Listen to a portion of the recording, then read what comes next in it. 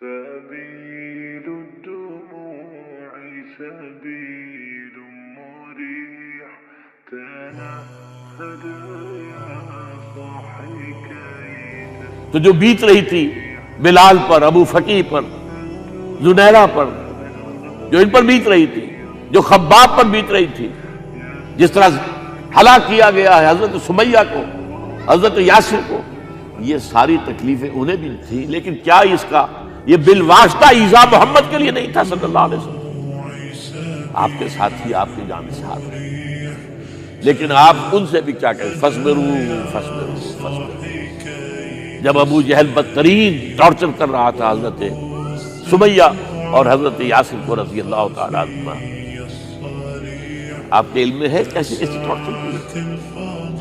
جوان بیٹے کو باندھ دیا ایک ستون کے ساتھ، اس کی نگاہوں کے سامنے برہنہ کیا ہے ماں کو،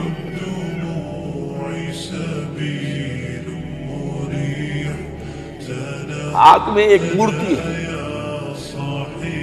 جب تنگ آ گیا ستا کر تنگ کر کے مار مار کے حضرت سمیہ کس سے مس نہیں ہو رہی، کہتا ہے تم ایک دفعہ کہہ دو سمیہ کہ ہاں اس مورتی میں بھی کچھ ہے، میں تمہیں چھوڑ دوں گا۔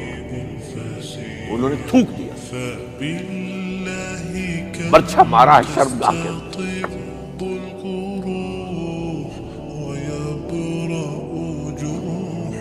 کتنی تکلیف پہنچی ہوئی، لیکن آپ گزر رہے اصبروا یا آل یاسر فإن موعدکم الجنہ، اے یاسر کے گھر والوں صبر کرو، تمہارے استقبال کی تیاریاں ہو رہی ہیں۔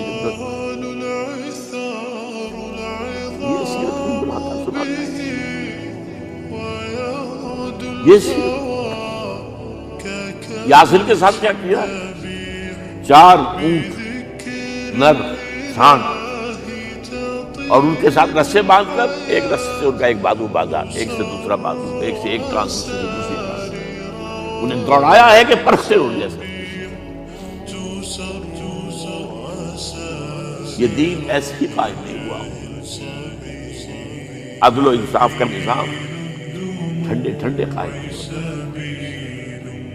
گھر میں آرام سے بیٹھے ہوئے قائم ہوا۔ اور سنیے، 3 برس خیمے بنی ہاشم کے تو قید ہیں، 3 برس، اور یہاں کی قید پر قیاس نہ کریں، یہاں تو جیل میں کھانے کو ملتا ہے، راشن ملتا ہے، جیسا بھی ملتا تو ہے نا، اور لیڈروں کے لیے تو کلاس ہے، 1 لاکھ بھی کلاس ہے۔ لیڈر تو لوگ جب آتے ہیں جیل کاٹ میں معلوم ہوتا ہے کہ شاید کسی صحت افزا مقام سے تشریف لا رہے ہیں۔ وہاں کیا تھا، ٹوٹل بائیکاٹ، ایک گھاٹی، ادھر پہاڑ ادھر پہاڑ، دونوں طرف جو ہے پہرے، کوئی کھانے پینے کی چیز اندر نہیں جائے گی، اور پورا خاندان بنی ہاشم، وہ بھی کہ جو ایمان نہیں لائے، وہ قبائلی زندگی تھی نا۔ بنو ہاشم چونکہ حضور کو پشت پناہی چھوڑنے کو تیار نہیں ہوئے، ابو طالب نے آخری وقت تک بھی ساتھ نہیں چھوڑا۔ ہاں، آخری وقت کے قریب ایک بات ہو گئی تھی، ایک مرتبہ تو ہوا کہ وفد آیا ہے قریش کا کہ اپنے بھتیجے کو روک لو، وہ ہمارے معبودوں کی توہین کرتا ہے۔ ابو طالب نے بلایا اور آپ سے کہا کہ یہ اپنے رویے کو بدلے، آپ نے فرمایا ہم نے کیا جانا، اب تو چاہیے میرے ایک ہاتھ پر سورج اور دوسرے پر چاند رکھنے میں اپنے اس مشن کو چھوڑ دوں، یہ ہے استقامت۔ اور ابو طالب کے عین انتقال کے وقت وہاں پر جب وفد آیا ہے کہ ٹھیک ہے اب ہمارا جو ہے صبر کا پیمانہ لبریز ہو گیا ہے، اب ٹھیک ہے آ جاؤ میدان میں، تم بھی ساتھ چھوڑنے کو تیار نہیں۔ ابو طالب نے بلایا اسے، بھتیجے مجھ پر اتنا بوجھ نہ ڈالو جو میں برداشت کر سکوں۔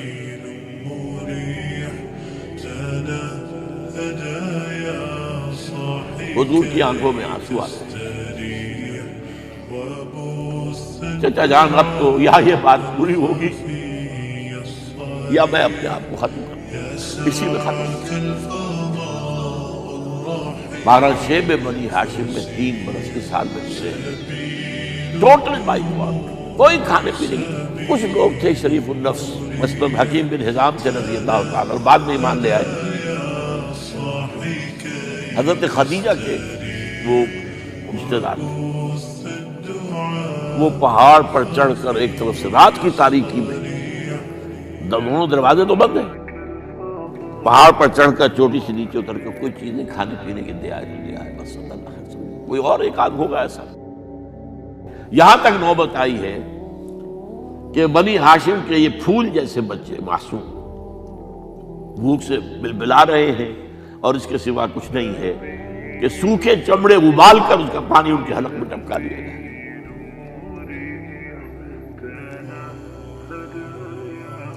اور جو ہوا وادی طائف میں، جب مکے والوں نے فیصلہ کر لیا کہ آپ قتل کر دو، ابو طالب بھی فوت ہو چکے ہیں، اب کوئی اندیشہ نہیں، کوئی خانہ جنگی شروع نہیں ہوگی، کوئی انٹرا ٹرائبل وار نہیں ہوگی،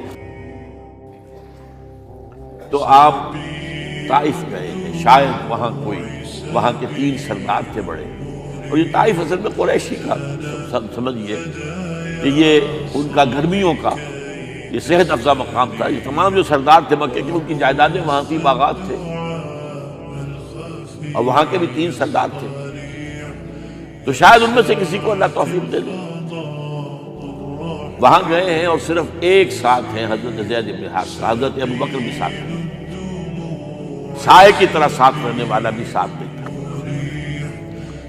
وہاں جا کر جو آپ نے تینوں سے بات کی ہے، تینوں نے وہ باتیں کہی ہیں جو کلیجے کو چیر جائیں۔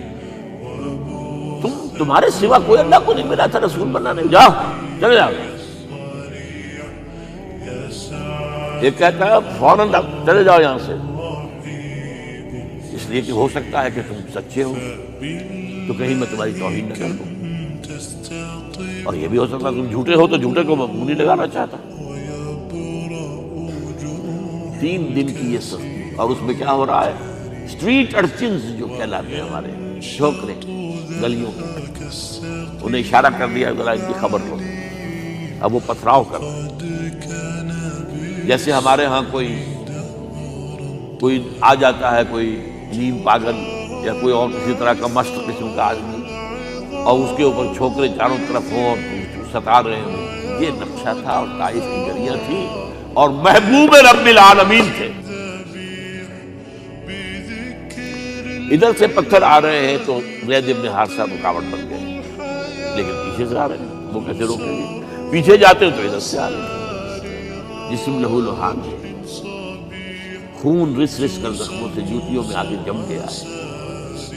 پھر وہاں سے آپ نکل کر گئے ایک باغ میں، تھوڑی سی پناہ کی ہے تھوڑی دیر کے لیے، جوتے بڑی مشکل سے اترے، خون جمع ہوا، اور وہ جو پھر دعا نکلی ہے آپ کی تو کلیجے کو چیر جانے والی،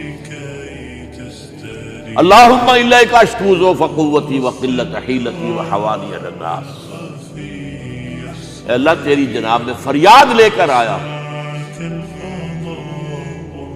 اپنی قوت کی کمی کا، اپنے وسائل کی کمی کا، اور لوگوں میں جو رسوائی ہو رہی ہے، الی من تکلنی الی بعید یتجہمنی اور الی عدو ملکت امری، مجھے کس کے حوالہ کر دیا ہے، مجھے دشمن کے حوالے کر دیا جو چاہے میرے ساتھ کر گزرے۔ فریاد ہے کہ نہیں؟ بڑی زوردار فریاد، بڑی زوردار، لیکن پھر مقام عبدیت کا ظہور ہوتا ہے، ان لم یکن علی غضبک فلا ابالی، اے اللہ اگر تو ناراض نہیں ہے، مجھے اندیشہ یہ ہو گیا کہ کہیں تو ناراض تو نہیں ہو گیا، کہیں تو نے میرا ساتھ تو نہیں چھوڑ دیا، اگر تو ناراض نہیں تو مجھے کوئی پرواہ نہیں، جو ہو سو سر تسلیم خواہ میں جو مزاج یاد میں واپس آئے ہیں تو مکے میں داخل نہیں ہو سکتے، وہاں تو قتل کا فیصلہ ہو چکا، باہر ہی آپ نے ڈیرا لگایا، زید بن حارثہ کو بھیجا فراشس کے پاس جاؤ کہ تم اگر امان لے لو محمد کو تو محمد آ جائے، میری یہ پوزیشن نہیں ہے، میں قریش کے مقابلے میں امان نہیں لے سکتا۔ دوسرے کے پاس بھیجا، اس نے بھی کچھ ایسے جواب دیا، تیسرے کے پاس جب گئے حضرت زید مطعم بن عدی، اس نے کہا ٹھیک ہے میں امان دیتا ہوں محمد کو، وہ آ جائے مکے میں۔ حضور سے آگے کہا، حضور نے فرمایا نہیں جا کر کہو، آ کر لے کر جا۔ کیوں؟ کیا پتا اچانک جو ہے میرے داخل ہوتے ہی کوئی مجھ پر حملہ کرے، قتل کر دے۔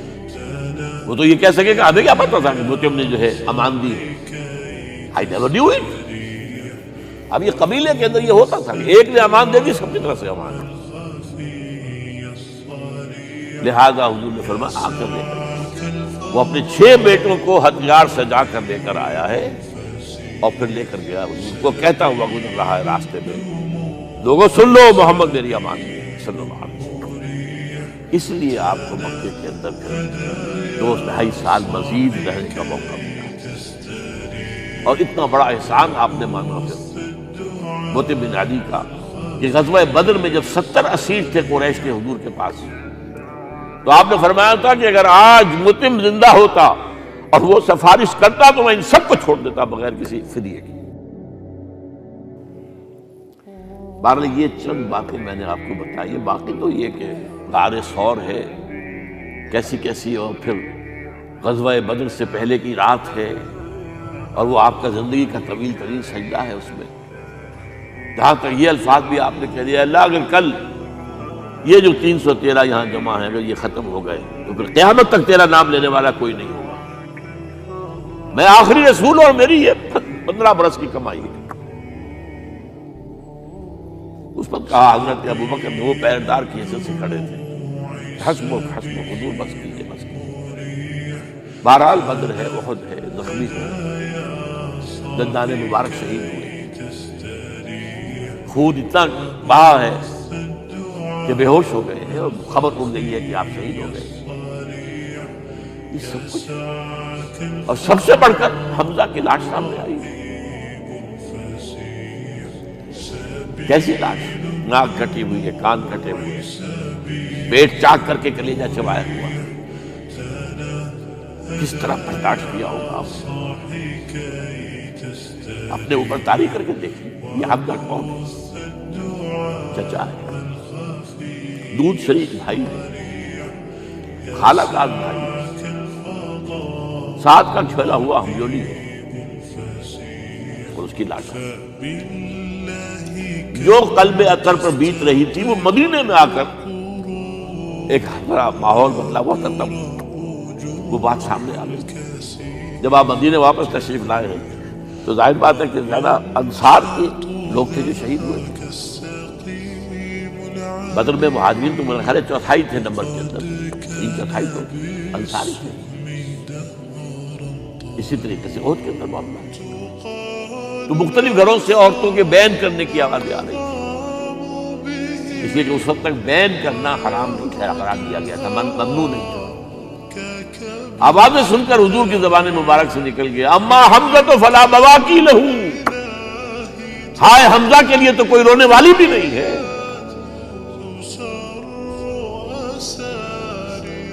اس پر پھر صحابہ نے، انصار نے اپنے ہاں کی خواتین حضرت صفیہ کیا دیا، وہ سگی بہن تھی، وہاں انہوں نے جاتی ہوئی تعزیت کی۔ غزوہ احزاب کا آپ نے سنی لیا، اسوہ رسول پر نہ کیا کیا باتیں لوگوں میں مشہور ہو گئی۔ اسوہ کا لفظ آیا کہاں ہے قرآن میں؟ سورہ احزاب میں۔ وہ اسوہ کیا تھا؟ جب خندق کھودنے کا فیصلہ ہوا ہے اور خندق کھود رہی ہے، حضور بھی لگے ہوئے ہیں، بھاری بھاری پتھر اٹھا کر کندھے پر لا کر باہر پھینک رہے ہیں، پتھریلی زمین تھی، ایک پتھر کسی سے ٹوٹا نہیں تھا، تو حضور نے جو ہے 3 دفعہ جو اس کی مطلب لگائی تب ٹوٹا ہے۔ لیکن یہ کہ کئی دن کے فاقے ہو چکے تھے، کھانے میں کچھ نہیں، پورا محاصرہ تھا، 12,000 کا لشکر گھیرے ہوئے، یہاں تک کہ آپ کو معلوم ہے کہ گھروں کے اندر بیت الخلا تو نہیں ہوتے، باہر جاتے تھے قضاء، اس کا کوئی امکان نہیں۔ شدید ترین آزمائش جو ہوئی ہے اس کا نتیجہ ایک طرف یہ نکلا کہ منافقین کا نفاق ان کی زبانوں پر آ گیا، قرآن مجید میں ہے یہ انہی آیات میں. ما وعدنا اللہ ورسولہ الا غرورا، ہمیں تو اللہ اور اس کے رسول نے دھوکہ دے کے بروا دیا. ہم سے کہا تھا کہ قیصر و کسریٰ کے خزانے تمہارے قدموں میں آئیں گے، اور حال یہ ہے کہ اب رفع حاجت کے لیے باہر نہیں جا سکتے، کھانے کو کچھ نہیں. اس وقت کچھ صحابہ آئے ہیں حضور صلی اللہ علیہ وسلم سے، دیکھیے فاقے سے قبر دوہری ہوئی جا رہی ہے. ہم نے اپنے پیٹوں پر پتھر باندھے، چادروں کے ساتھ پتھروں کا کسا ہوا تاکہ قبر سے نہیں. حضور نے اپنا کرتا مبارک اٹھا کر دکھایا، 2 پتھر. یہ ہے اسوہ، یہ ہے آپ کی سنت، آپ کا اسوہ حسنہ. لیکن اس اسوہ حسنہ سے فائدہ کون اٹھا سکتا ہے؟ لقد کان لکم فی رسول اللہ اسوۃ حسنۃ لمن کان یرجو اللہ والیوم الآخر وذکر اللہ کثیرا. اسوہ تو اپنی جگہ ہے، قرآن میں ہدایت سب کے لیے، ھدی للناس، لیکن فائدہ اٹھائیں گے صرف متقین، ھدی للمتقین ہے سب کے لیے. اسوہ سب کے لیے ہے، لیکن استفادہ وہی کر سکے گا جو 3 شرطیں پوری کرے: اللہ اور یوم آخر پر ایمان، اور اللہ کا ذکر کثرت کے ساتھ. بہرحال یہ میں نے آپ کے سامنے اس حوالے سے رکھا ہے. یہ اسوہ جو ہے حضور کا، یہ ہم پر اتمام حجت ہے. دیکھیے نوٹ کیجئے، پوری نوع انسانی پر اتمام حجت، اسلام کا نظام عدل اجتماعی جو قائم کر کے دکھا دیا، حجت قائم. اسے انگریزی میں کہتے ہیں اٹس ڈویبل، کیا جا سکتا ہے، یہ کام ہو سکتا ہے. اس لیے کہ زمین پر قدم بہ قدم چل کر یہ انقلاب آیا، محنت سے آیا، مشقت سے آیا، ایثار سے آیا، قربانیوں سے آیا، تکلیفیں جھیل کر آیا، صبر و مصابرت سے آیا، استقامت و مقاومت سے آیا. یہاں پر معجزوں کی کار فرمائی نہ ہونے کے برابر. یہاں دھوپ سے بچانے کے لیے کوئی اللہ نے صاحبان نہیں دیا، ظل اللہ علیکم الغمام، اور بھوک سے بچانے کے لیے من و سلوہ نازل نہیں ہوئے. غزوہ تبوک میں ایسا بھی ہوا ہے کہ 3 مجاہدین کا 24 گھنٹے کا راشن ایک کھجور. ایک نے منہ میں رکھی، کچھ چوس لی، کچھ گلوکوز چلا گیا اس میں سے، دوسرے کو دے دی، اس نے چوس لی مٹی سے. من و سلوہ نازل نہیں. محنت، مشقت، ایثار، قربانی، صبر، مصابرت، استقامت، مقاومت، یہ ہے اسوہ رسول. هدايا صاحي كي تستريح.